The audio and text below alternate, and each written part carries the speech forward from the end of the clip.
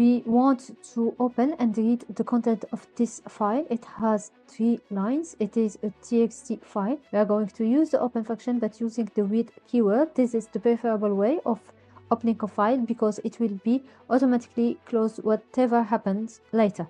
So we open the file, read the content with read. We will try to read it with read line. I will explain later why I said try, and then using read lines. We want to print the results, printing the content, printing the line, and then printing the lines. These are the methods that we can use to read the content of a text file. If we see the results, when we called read, it read the entire content, but then when we read the line, it returned nothing. When we returned lines, it returned an empty list. To understand what happened, we are going to call the tell method of the file object that will return the position of the file object. First, we call it after opening the file, then after each read. The first time is 0. After reading the first file is 214, and the same value after reading one line and read lines. In fact, 214 corresponds to the end of the file.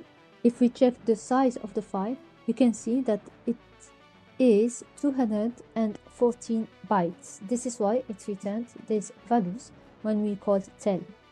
So what we are going to do is to simply call the seek function seek, again change the position of the files object. So here I'm going to, for example, call seek or f.seek.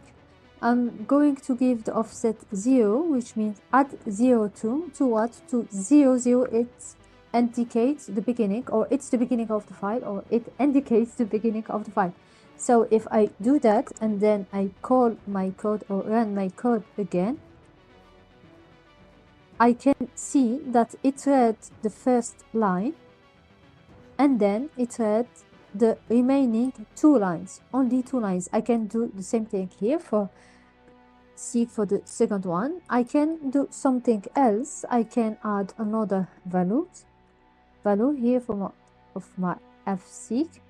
Let's say 100 and call it again. I have a truncated line, but still a line, and then the second line.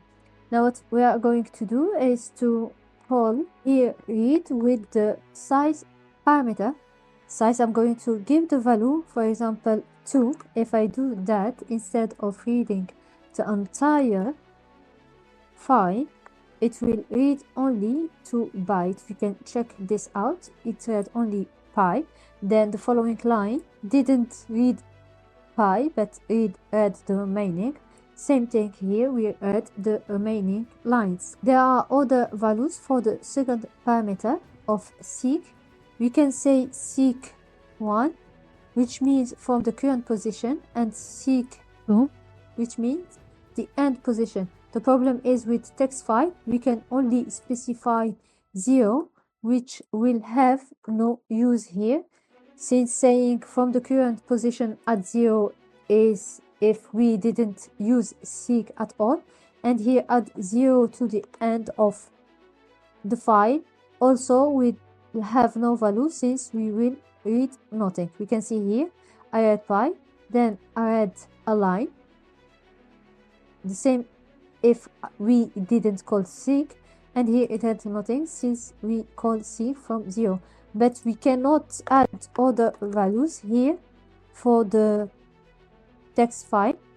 We can assume that we can go up with 2 bytes and we can go up with 240 bytes for the text file. The problem is that it will generate error, because for a text file we can't add values different than 0 for the offset, for the current position or the end position. So in summary, if you have any question about what we've seen here, you can leave it in the comments below.